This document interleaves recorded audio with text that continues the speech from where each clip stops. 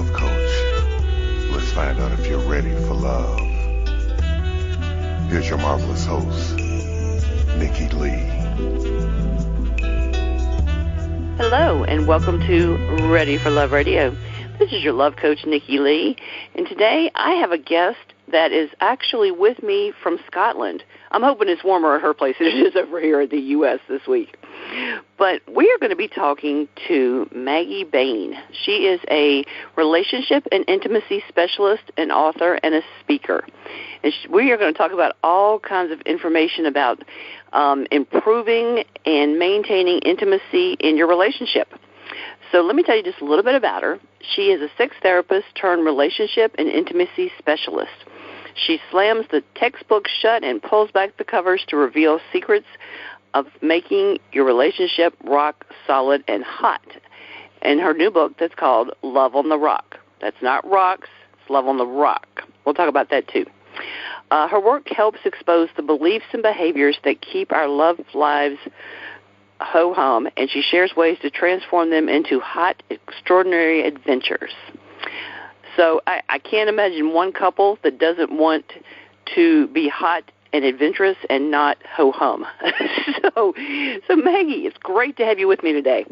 Well, thank you so much, Nikki. I'm delighted to be with you. Yeah, it is. It's probably colder here, I think, than where you are. Oh, man, I feel bad for you. I really do.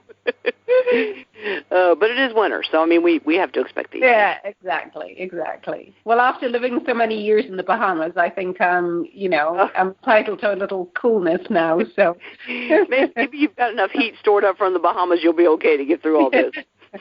That's right. Oh, so tell us. I'm real big on building credibility for my guest right from the get-go. So let the people know what you've done in your background that led up to becoming a relationship expert. Right. Of course, it's really important. Well, I was a nurse for over 30 years, midwife, and I worked with plastic surgery and infertility. So I had a lot of medical knowledge to do with the physiology about pregnancies and sexual lives, and our bodies in general. So, but all the way through, as I was growing up and through the 30 years, I spent lots of time with friends and family and, at coffee and lunch and all that sort of thing, helping and talking about relationships and all the issues that come up with that. And at the end, I used to say, I would love to be a sex therapist. And so when I was nearing 50, I started, and my children were growing up, and I started to rethink about the next part of my life, career-wise, and what did I want to do. And so, there the whole sex therapy came up. And as I said, I was living in Nassau, Bahamas, raising my family, and discovered that there was an education trainer in West Palm Beach. And so I traveled back and forth. So I was accepted by her. And so I have a postgraduate certificate as a Florida board certified sex therapist. That is awesome. And then I came back to the Bahamas being the first one. So there wasn't anybody to model on. And so it's very important to I had to present myself for relationships and open the door that way to make it more palatable for people. And that's how it all started. Yeah. It's one of those trailblazing fields where you kind of have to explain to people what you are and what you're not, to get them to understand. So, well, people think about sex surrogates. So, that's always, and well, maybe we can go on to that later on at some point. But, I say it's a branch of psychotherapy, so it's talk therapy.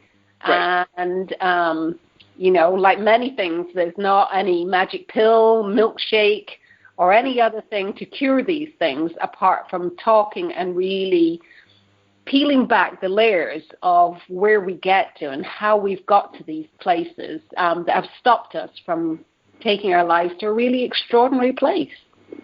Well, and people forget, it took them years to get to the place where they are now, and it's not going to be instantaneous to get everything straightened out and to work out all the problems. But you should start to see changes and at least some improvements, fairly quickly. and then, continue to, like you said, pull back the layers and just look at the various issues. Because so many people, you made a good point, because so many people just assume, flip to the back of the magazine and figure out which pill you can buy that is going to fix it. And it's deeper than that. I've even with normal medical stuff, I'm not big on just popping pills.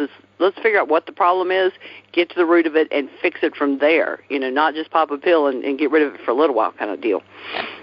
Well, I'm a great, there's a place for self-help books, and mine is part self-help.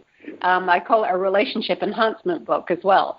But, if you think about all the books, self-help books that we choose, we tend to choose books that sound right, feel right, that are giving us the answers that we're looking for. And sometimes that's not really getting to the root of the problem.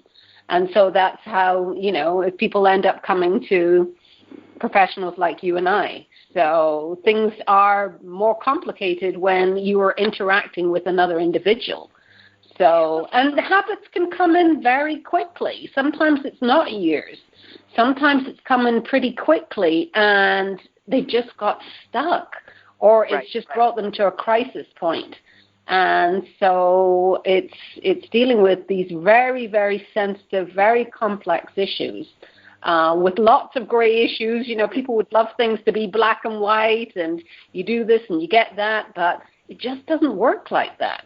So, and I always think it was self-help books. If it's more of a generic kind of thing, and maybe it's something in business we're not doing right, or something like that, that's touchy enough. But when you're talking about a person's intimate relationships and what they personally are doing to make another person happy, or what another person is doing to satisfy them, that's touchy stuff. It's really, you've got to get past all the initial barriers that people have, and that can come from any number of places.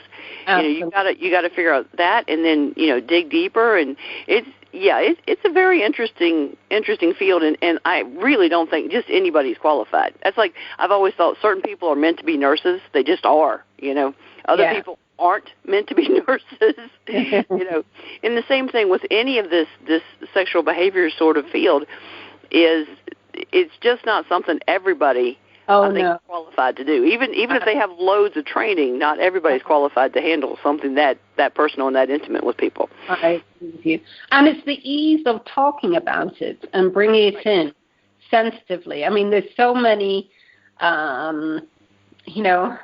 other professionals or doctors or your GP or whoever, and your sexual issues are never even asked or touched on. And a lot of the time it's because they feel uncomfortable asking about it. Or the appointment time is just so short, because as you and I know, these things, you've got to go at the pace of the individual, of the couple, rather than us just bulldozing in. It's a very, yes, I agree with you. Yeah, definitely. Well, and it's a whole separate sort of information you need to learn to deal with these kind of things, because dealing with normal behavioral issues or this sort of thing is one deal, but it's a whole different ballgame, and so many people just don't cover it. And I think one of the coolest things in the very initial part of the training about being a love coach is the do's and don'ts, which kind of oversimplifies it, but there's just certain things you have to agree that you're going to do certain things and not do certain things, and one of them was never be judgmental.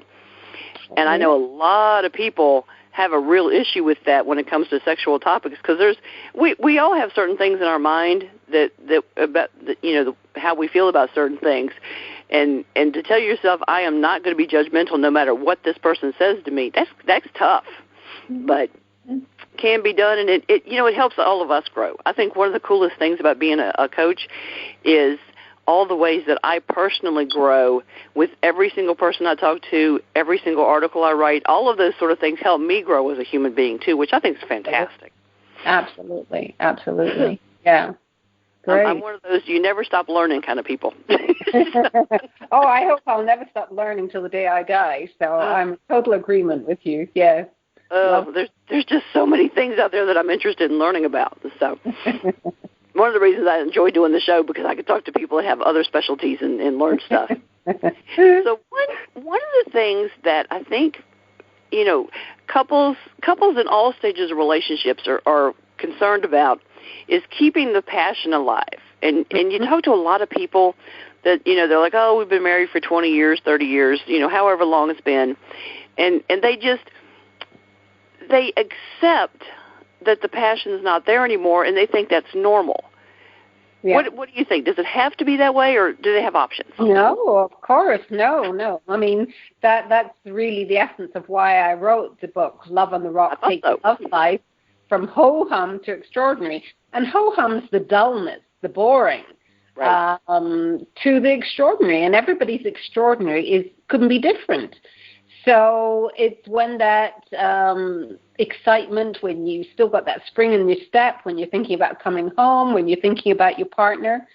And I'm a great believer on, we only have one life to live. If you know that you want to be and you still love your partner and want to be with them in the next 5-10 years, it's so important to have as much joy and to have as much fun with each other. And not settle. It's this settling as you're talking about. And so it's so important and it is, those are, when we lose the passion and when we lose sight of the reasons why we chose each other and why we got into the relationship in the first place, that's, as you and I know, that's when a lot of trouble starts setting in. Right. Our eyes start to wander. We start putting less effort into the relationship, and so there's less input, because we feed off each other. We mirror each other's behavior. So if your partner's disinterested, then it's amazing over time you become disinterested too. And so it has a trickle effect. And this is how sex therapy came into practice. It's a branch of family therapy. And they found 30, 40 years ago that they noticed that family issues with children and other things that trickle out had a lot to do with the core principal relationship in the family, which is the couple, which is the intimacy. And that's how they started concentrating so much more in that area. And so that's where I found that with my work, before I started writing the book, I noticed that so many couples, friends, family, and my clients were missing so many opportunities to connect with each other, to flirt with each other, to start heating things up before they got to the bedroom. And right. So when they did leave it to the bedroom, they had all the stuff that happened during the day and in the household. And so they wondered why they were disappointed, rejected, or lack of interest, lack of attention, lack of affection. And so that's really the core of my work, which is Rock Solid Love, is really based on that. Well, and one of the things that people that listen often are going to know is communication is a thing that I tend to harp on quite a bit, or focus on. I like focus better. Mm-hmm. That you've got to maintain and have a solid, open, honest communication with your partner. And I love one of the things, I was reading through one of the excerpts from the book, and it was saying that when we have a conversation with our significant other, we carry assumptions and expectations into the conversation, and that leads us to sabotage a chance of seeing or hearing or experiencing what they're really trying to communicate to us. I love that sentence, mm-hmm. because you do, especially when you've been around people for a long time. And this can be family, friends, partner, whatever it may be. And the thing is, you think you know what they're saying to you, and sometimes you're not listening to every little word, Yeah. And they may be trying to tell you something very important that you need to hear and that's different from what you already know about the person, but we may not be hearing all of that. Right. We're really great mind readers, and so that's where the familiarity comes in, and why relationships over, maybe the 2 years or something like that, we get very comfortable with each other. Right. And so we start expecting and assuming things, and that's where things start to, maybe you talk less, you jump to conclusions, everybody's wanting to get the last word in and all that sort of thing. And so it puts such a damper on the relationship altogether. And this is really where all, as you say, the communication, if we don't get things right or get to a really great place out of the bedroom, then how on earth are we going to be able to talk about things that are happening within the bedroom? And so, very, very important. Yeah, but as we know, it sounds all great, keep things open and honest and all that kind of thing, but it's a tricky thing, It's a very safe place between, and that's the start of the intimacy, is like, why do we open up our story and our conversation to somebody and just give them the short version, or why do we choose to give somebody the long version of our story? It's because we feel comfortable and safe to open up. So that safe place. So if you start messing around with that, which is to do, trust or, jumping down somebody's throat or just the not right time and place and all that sort of thing, there's so many things that go into that to make it just right for both of you to open up to each other. So, yeah. That's true. Well, and part of it, too, I think, is having the trust between the two of you that you can be open and honest. Even if it's not totally complimentary, you need to be able to be honest with one another, tactfully honest. There is a way to say things that aren't overly complimentary, and there's a way not to. But know that you can have that open dialogue with one another. And I completely agree. It's not the easiest thing on earth by any stretch of the imagination. But just like putting in the work to have a great relationship, it's worth the effort. It's worth the effort. Yeah. Well, anything that's worthwhile having does take more effort, doesn't it? I mean, that's what I tell you. There you go. That was exactly the next thought I had in my head. See, we do similar work. One of the examples you gave right after talking about carrying assumptions and expectations in no conversation was about a wife thinking he works all the time, he comes to bed late and expects to have sex. That's all he wants me for. Now, I'm sure many of the listeners can relate to that comment. They may have heard it, or they may have said it, or they may have thought it. Yeah. But what are those two people usually really trying to say to one another, but the other partner may not be hearing them completely? Wow. Am I making sense? Yeah. I mean, there can be so many things. I mean, whether it's, if you're working long hours, there's a sense, and, you're back to your safe place, your familiar place. And so there's rewards at the end of the day, which I'm not generalizing. Hope I don't generalize men, guys, but, often it is that. I've worked hard. This is my reward at the end of the day. So there is a kind of expectation. There's an agreement that's come about in a committed relationship that, if you are my only partner, then, this is what it's all about, and this is what I need to make me feel good and replenished. And also, but if you haven't seen your partner for hours and hours and, you're already tucked up in bed, and you may feel that kind of used or, or I want more than this. I need more attention than this. This is okay for them, but what about me? And so things start there's an imbalance that starts to take place there. Or you've got to make sure that doesn't become, concrete, and there's got to be a fair trade, as I call it, a fluidity in a relationship. Right. Where it's one person's time, one time, and I suggest to people, it's almost like having a game and be playful about it.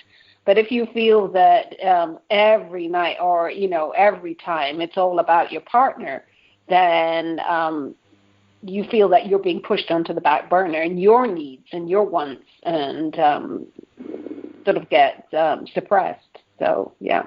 That's true. Mm-hmm. Well, and another, like I said, I really enjoyed the excerpt you sent me. So, Thank you. Thank you so much.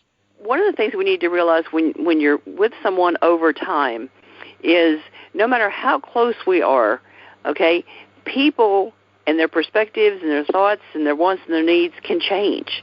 Expectations may change. Yes. Things they're interested in may change. I mean, they may just want to do something different. There's nothing wrong with trying something different. So keep in mind that you and your partner's needs and desires may change. You might want to do things different. You might want to try something unusual. You may want to have sex at a different place. I mean, it can be any number of different things. Sure. So just keep in mind that if you've been together for could be a couple of years, could be 20 years, but that your partner, just because they really, really liked something when you first got married, doesn't mean that's the same thing they want 25 years later. So keep talking about things. Keep the communication lines open, and be open to the idea of something different. Something different doesn't mean you're not doing it right or you're failing the person or they don't love you. It just means, hey, let's try something else. Let's try something more. Yeah, I mean, I agree. This is, it's keeping it fresh, keeping it playful, being creative. That is all part of, getting out of the ho-hum, the dullness. It's the routine, our mundane routine. Yes. Kills romance, definitely. Our bodies are changing all the time. Our hormones we're governed by our sex hormones, and so, but they change every decade. And so, yes, definitely our bodies age as time, and so our needs and preferences do change. The trouble is that, you've got to have that, once you have areas where trust has been broken or tampered with, as I call it, then it's so easy for people to feel criticized, to feel suspicious. Oh, why are you suddenly interested in this? Right. Well, where did you learn about this? And why would you want to? And am I not good enough? Have we not? It brings out so many different things. And I always tell people, don't talk about these things. Please don't talk about introducing anything in the bedroom. Exactly. Because it's, you don't want it to be the bed of contention. So it's so much easier. Choose your time. Talking about these things has to be chosen at the right time, and just don't spring it in because. But it of course it's possible, and of course I highly recommend it. That's how we get into the creativity of the fun and the playfulness, and really searching and getting to know ourselves and our own sexuality. If you've got a partner that allows you that opportunity. So right. That's where the great intimacy, you have to be in a really good place to be able to open up these discussions. So, whether that's something that you're able to do with yourselves or that's something that you come and see professionals like us is, entirely different with different couples, Oh, yeah, definitely. Depends on what each couple needs. Yeah. Well, and I love that you brought it out, and this is something I've repeatedly said in books and articles I've written, is, don't wait until you're in bed to discuss these things. Mm-hmm. Don't do that. Besides, I mean, you shouldn't. Some people seem to have a hard time being flirty, being affectionate, and I'm not talking over the top affectionate, but just even if it's just casually touching or just a quick kiss, when you're out somewhere doing something, have that contact. You need to maintain that physical contact.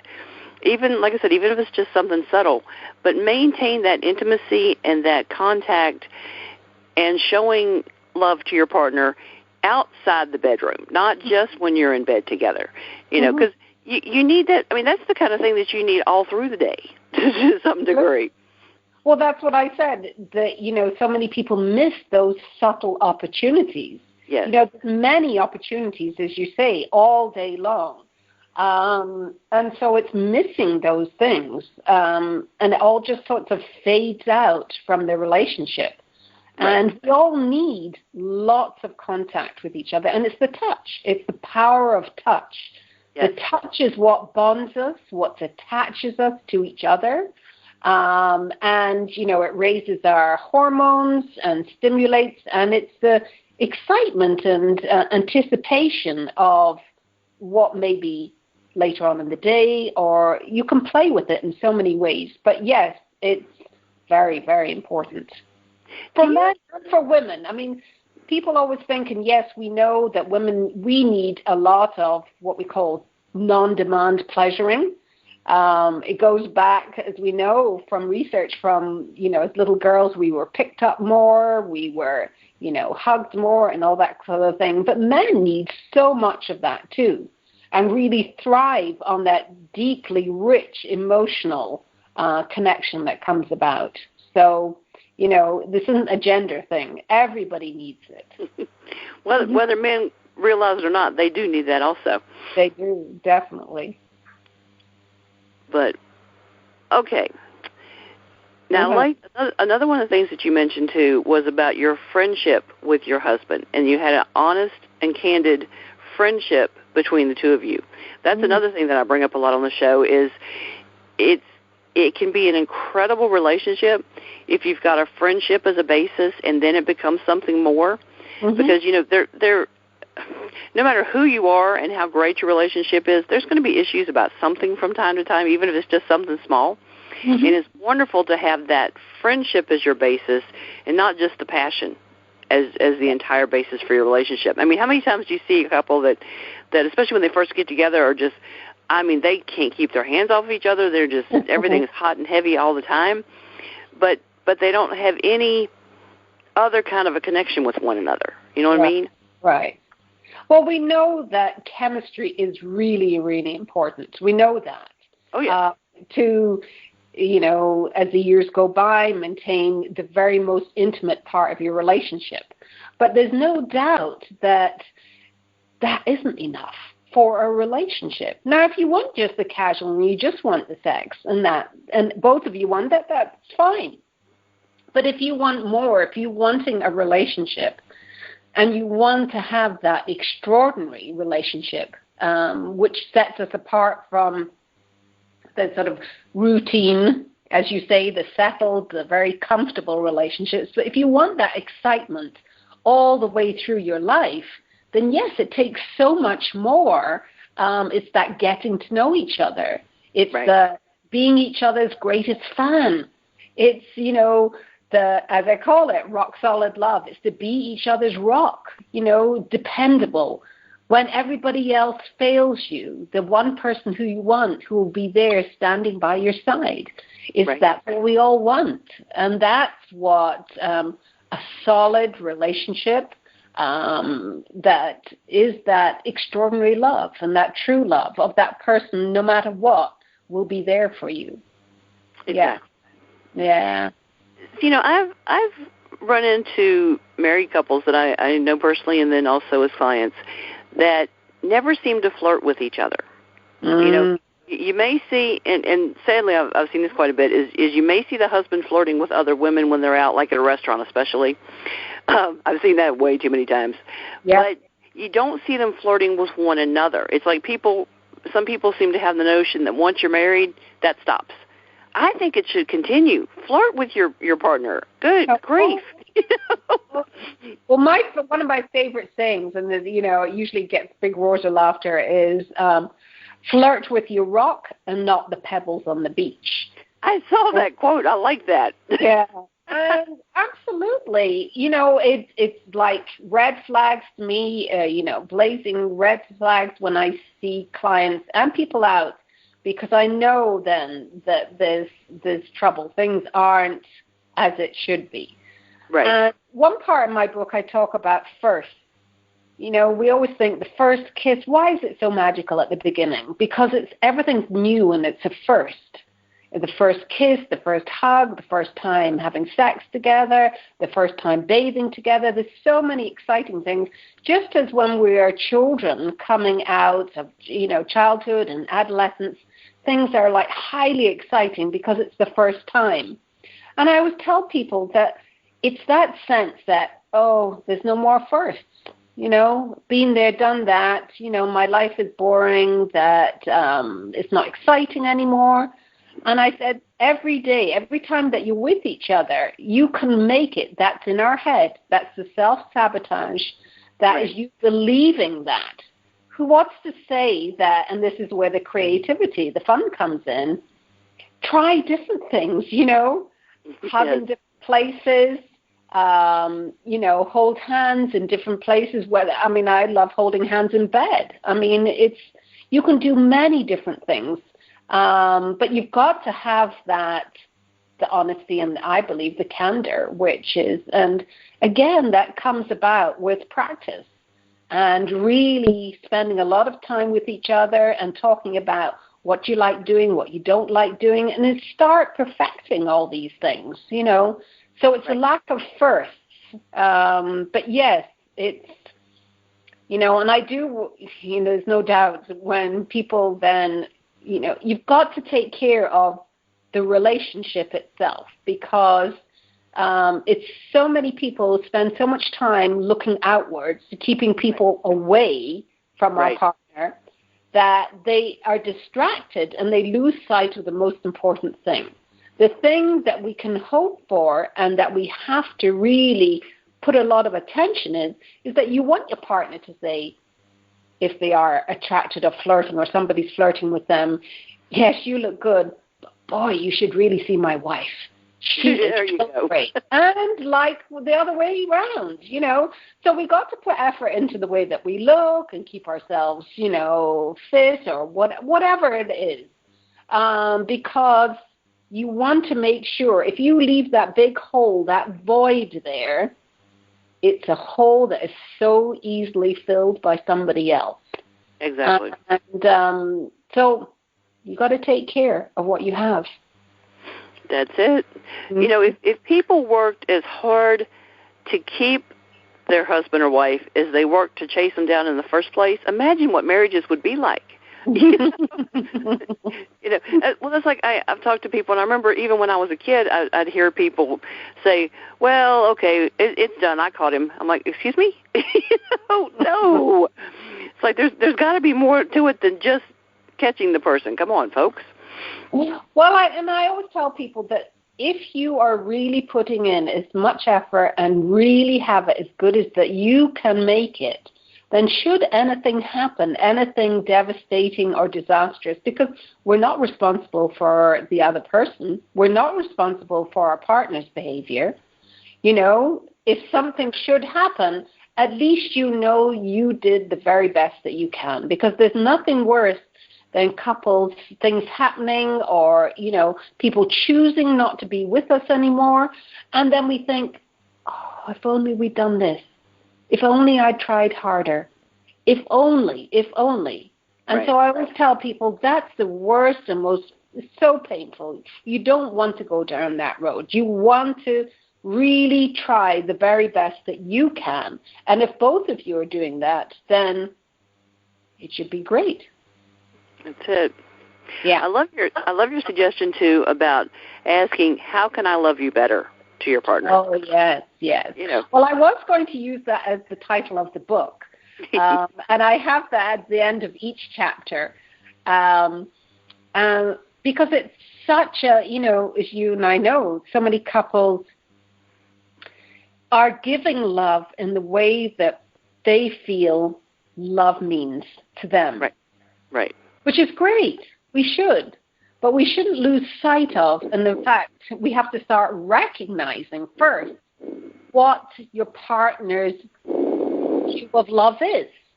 Right. And so what a lot of people is that it bypasses. They're like ships in the night. Everybody's trying hard. Everybody's doing things. Everybody's, thinking they're satisfying the other person. And yet things are happening and people aren't satisfied. And sometimes it's just the smallest, simplest things. And so I think you just ask, how can I love you better? And if we ask on fairly regular, a few weeks, a couple of months, or however in your relationship it works, but it's amazing. It's really cuts past all the, do's and don'ts and doubts and all that sort of thing, and ends up with a lot more satisfaction. So, yes, I use all those exercises, at the back of each chapter with my clients. And they're powerful exercises. Yeah.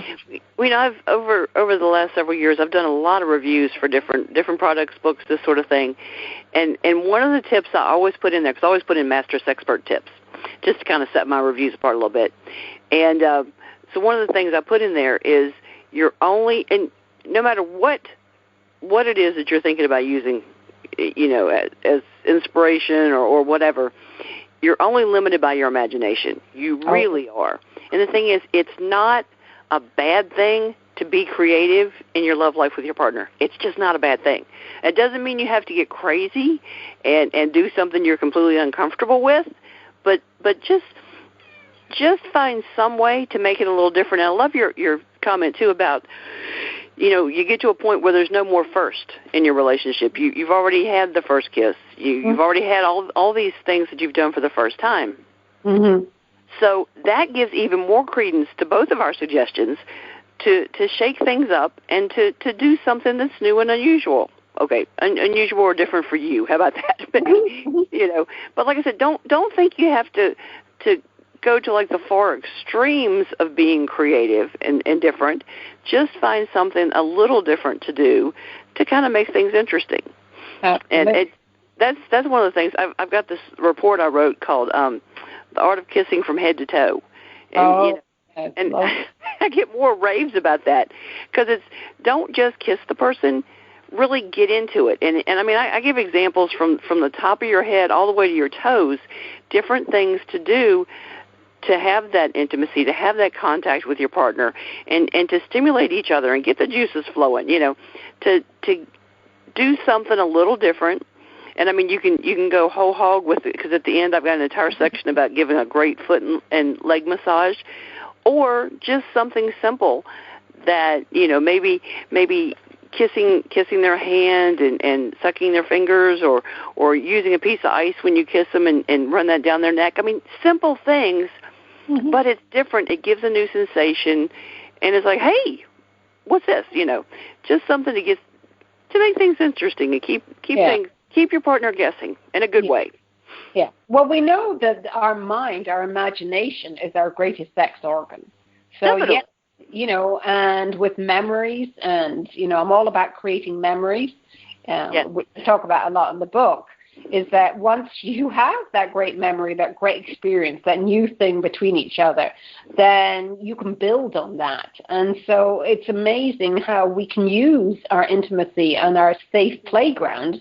That's what I call it, There you go. You can use it. So it is.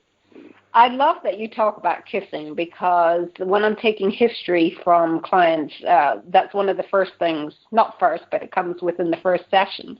And I would say more than the people that come and see me are more than 90%. Kissing has completely gone out of their love life altogether. And so I'm a great advocate for kissing. It is the greatest. It's often described as the most intimate thing, even more intimate than sex itself. Yes. Because you're right up there. You're including all your senses, taste, smell, sight, sound, the whole thing. And we know that it is highly, highly arousal. Yes. It's a stimulant. And in fact, we know from research for women, so if you're listening, guys, the best way to quickly arouse a woman is deep, passionate kissing.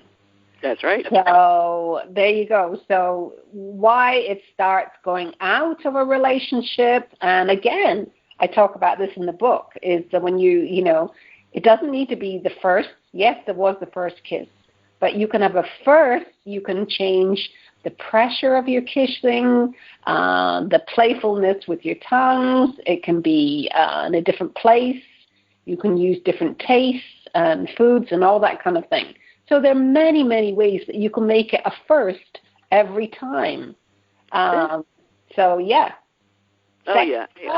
Well, and one of the things I tell people is one of the first signs that there's a problem is if you stop kissing.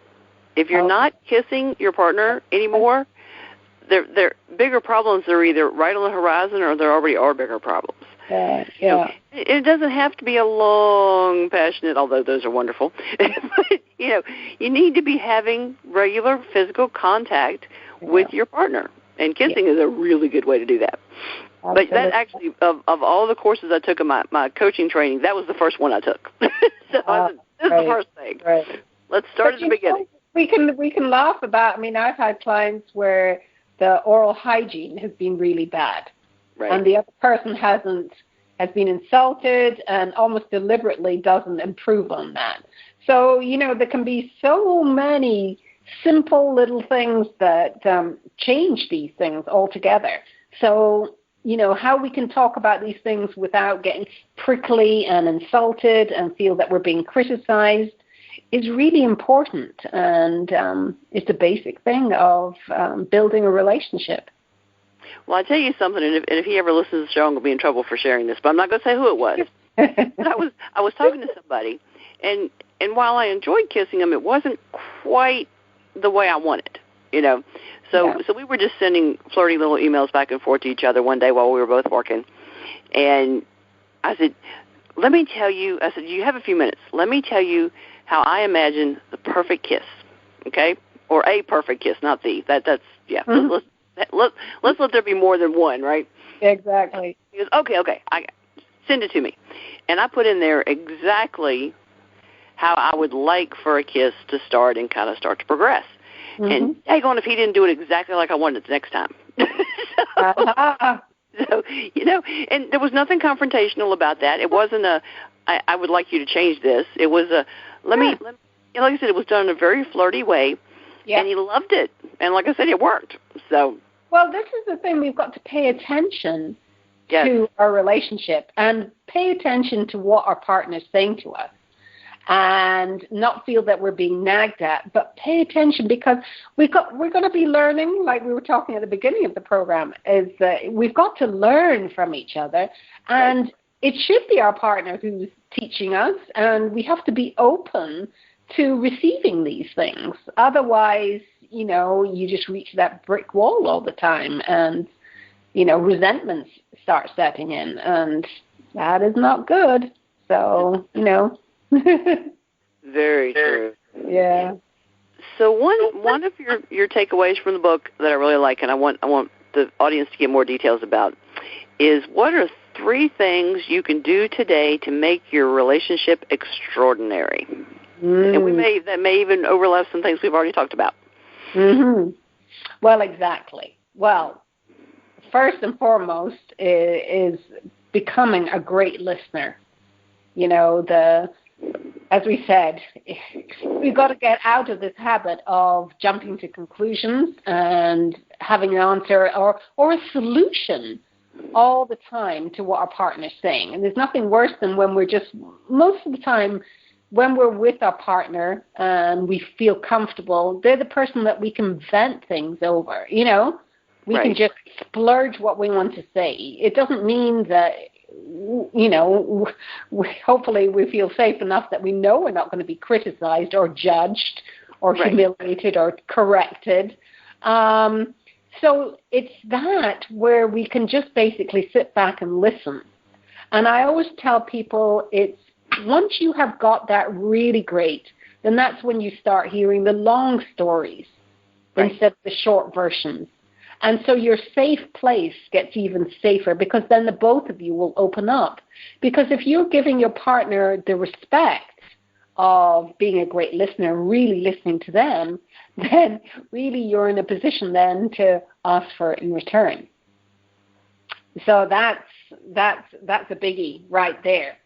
The other one is really about really committing to being honest and authentic yourself in the way that you put yourself across.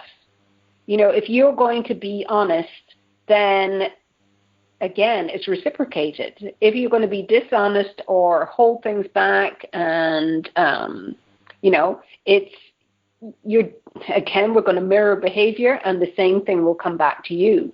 So that if you want honesty, you've got to be authentic and honest yourself. So there we go. listener, and we got to be able to be really honest in our talking and conveying things to our partner. And of course, the last is what we just talked about, is the kissing. The way that you can spice up your relationship today between those three things. It's amazing when you give somebody the opportunity to talk and that you're going to listen to them. You're valued, you feel cherished, you feel special. And the eye contact is a big thing. You know, you must look at each other all that time. Don't be distracted. Don't look away. You know, that giving you that precious time. So we've got the listening, we've got the talking, and the kissing. And people are like, oh, well, I never really liked kissing. You know, and I'm like, well, you know, why? So it's peeling back and finding out the reasons why all these things. And then it's learning, teaching. And so we start, again, starting with slow kissing. Not slow kissing, but whether it's closed mouth, and then finding out. And you can teach each other what you like and what you don't like. So that's really, really important. So there you are, 3 things right there. Well, and it doesn't hurt, and it actually is very healthy for you to share with your partner what you like. You can. Oh yeah. Don't harp on the bad things. You know, don't say I don't like this, I don't like that, I don't like the other. Instead, say I love when you do whatever it is that you love. You know, and then if you'd like them to try something new, say, you know, would you do that? But you do it over here. You know, which is advancing your time together, you know, but you're suggesting something new you'd like to try, but you're doing it in a positive way, saying, I love when you do that. Now, how about, you know, on my arm and my leg too, you know? So when we get back to how can I love you better? So when you ask directly, then you're giving an opportunity to each other to say exactly what you like. And then we leave out the negative things. We leave out because we're asking directly, how can I love you better? So it's much more efficient, I call it. If we're doing, you know, cost-saving cuts in other ways and energy-saving this and that and other parts of our lives and our household things, it's like, why can't we do that with our relationships? Let's just cut past all the potential landmines, and who needs to hear, you know, I don't like this and whatever. It's just like, just tell me what you really, really like and what you'd like more of. And who could refuse that? It seems like people find it easier to complain about what they don't like, and like I said, use that idea, but turn it around and tell them what you do like, or what you would like, or what you'd like to try. So what about if you're asking your partner, how can I love you better, and they're not really coming up with anything, or they're too shy to tell you? What about making little subtle suggestions on things that they might enjoy? Well, I've had people who have said, you're doing great, you know, you don't need to ask me that, you know, or they get offended the other way. If you need to ask me that, that means that you don't really know me. Right, so, like, oh, now that's interesting too.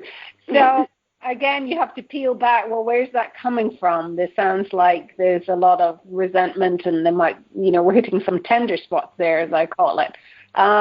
So, again, you know, it's asking more, you know, opening the conversation even more and explaining yourself. A lot of people just ask questions and wait for answers, and they don't really explain themselves. Right. So if they have, when I'm doing this in session with people, then the other person says, well, now I understand.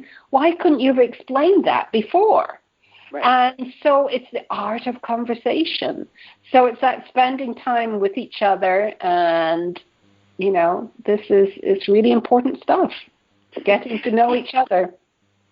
You'll appreciate this. I was talking to a couple of people one day, and we were, I mean, it was 3 women. We were just talking about stuff, and I don't remember what she said that sparked the idea, but I looked at her and I said, well, we're all sexual beings. And she looks at me and she gets this look like I smacked her, and she says, I am not. You know, and my immediate reaction was, I feel so bad for you. I said, no, don't say that out loud. You know, But the conversation got really interesting from there. But I mean, her first reaction was like super defensive and I am not and blah blah blah. And I'm like, that explains a lot. But let's be positive with it. And that's really, really so important for everybody to realize that everybody has different sexual drives. Right. And not everybody is it so highly important for them. Right. That's normal for them. There's nothing wrong with them. So, what's normal is like, well, within a couple, if everybody's happy with whatever, then how things are, then that's fine. The problem arises when one person starts complaining or feeling dissatisfied and discontented and feeling that then there's a problem that starts to, you better recognize that there's a problem. But no, there are lots of people, and, there are many couples that have what as therapists we would call it low sex drive or, but they're happy with how things are, and they found partners who feel the same way too.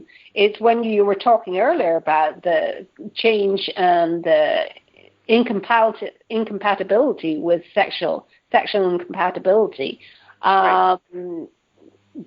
That's a problem. So, and people get highly dissatisfied and resentful over that.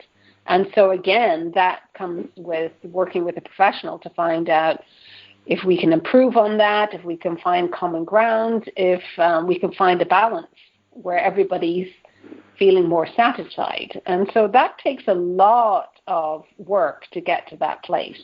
And it always, with any of this work, it only comes with willingness. If one person isn't willing to do the work or to improve things, it's either going to be really hard or hard work for the therapist or for the partner, but there's lots of underlying issues there. Why wouldn't you want to be willing? So there's a lot of stuff to deal with, yeah. Did you see the movie Hope Springs? Yes, I did. I love that. Well, it tackled it and with a decent amount of humor, and I loved all the people that were in it. But I mean, it brought something out into the public consciousness that is normally just kind of hidden away in people's bedrooms. They just don't talk about it. Mm-hmm. But I liked that she was the one that wanted more sex and intimacy in the relationship, and he was fighting it, buddy. He just didn't want to have anything to do with it. But I tell people, there you go. See, that's an example. Oh, I'd say some of the most complex and difficult cases I have are the men with lower sex drives. Right. And really, whether it's sexual aversion, actually. So there's some very, very delicate, very complex issues out there. So, where we think, so many people think it's also natural and we should all know how to do it and everything should be fine. And if they're having no problems, then they wonder why other people do. And right. So we have to understand that we are so unique and so individual. And when we come together as couples, no matter what type of relationship you have, we all have a basic need. And it's that basic need that we all start. And that is to be needed, wanted, and loved. And so men and women, everybody has that. And our approaches are different from then on. But when we lose sight that, yes, the man may not be as affectionate. He may always want to have sex, but that's his expression of feeling needed and wanted and loved. So if you lose sight of that, then that's when a lot of, we must keep in sight that we are all very, very similar at this very basic level. Very true. Yeah, we could do an entire show on quite a few other things. We definitely could, Nikki. We definitely could. Awesome. Well, I've had a blast, and the time has flown. I love it. It's always the fastest hour of my day when I record a show. Great. Well, thank you so much for having me, Nikki. It's been thank you so much for being here. And don't forget, you can check out and get more information on my coaching blog at www.lovecoachjourney.com. And for people who'd like more information about my Learn to Love, Accept, and Respect Yourself program, it's a 12-part program and includes a lot of information to help us identify various issues that are holding us back and making it so that we may not feel as good about ourselves or have as much self-esteem and self-respect as it would be very healthy for us to have. So I highly recommend that you take a look at that. And I've also got each of those ebooks separately on Amazon in the Kindle store if you'd like to take a look at those also. Actually, if you just go to Amazon.com and put in Love, Accept, and Respect Yourself, it comes right up. And listeners, I will see you next time on Ready for Love Radio.